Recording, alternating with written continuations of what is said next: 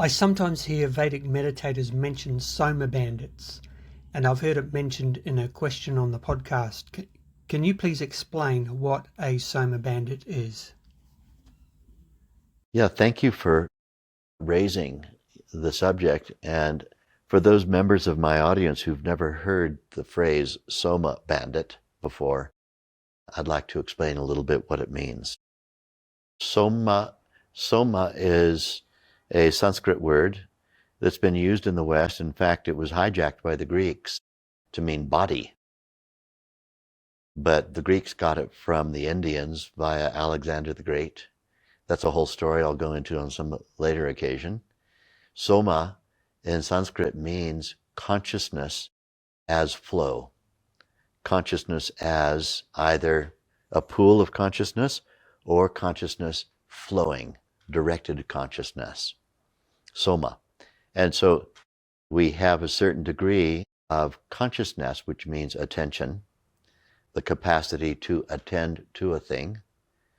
And if somebody is a bandit, that's somebody who is doing a hold-up, like a stick-up.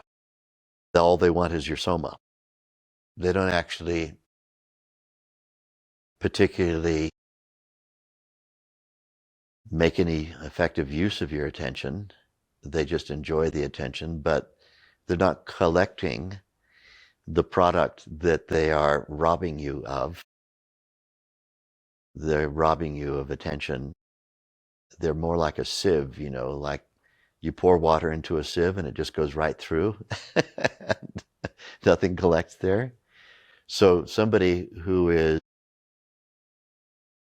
thrives on robbing the attention of others because it feels good for them to be attended to, even though they don't make any practical use of the attention that you give them, then in the Vedic kind of vernacular, meditators often refer to this kind of person as a quotes unquote Soma bandit, means somebody who is just robbing your attention and doing nothing productive with it. It's a waste of time and a waste of your energy.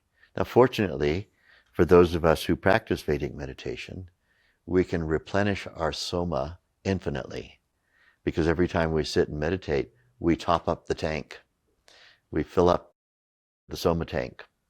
And so there's plenty of it available, but it doesn't help anyone who is perhaps addicted to robbing other people of their consciousness to be rewarded in that behavior. And so it's good to have a policy not to be an enabler of Soma banditry. And there are 100 ways of gently removing yourself from the equation and getting out of interaction with such a person. If all they're doing is wanting your attention, but they're showing no evidence of them using your attention in any productive way, then, minutes are passing, hours are passing. How many hours and how many hundreds of hours have we given to this kind of banditry? We have better things to do with our consciousness. And so we don't have to be rude.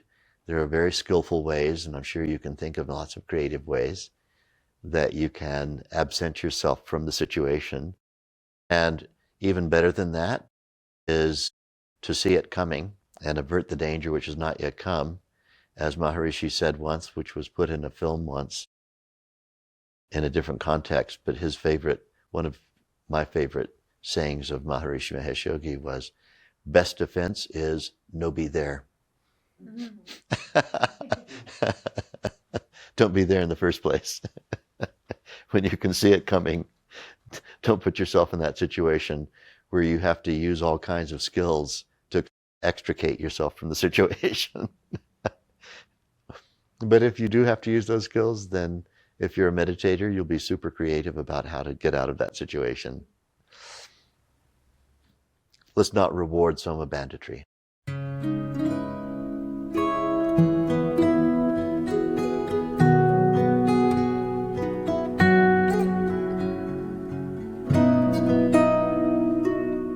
you.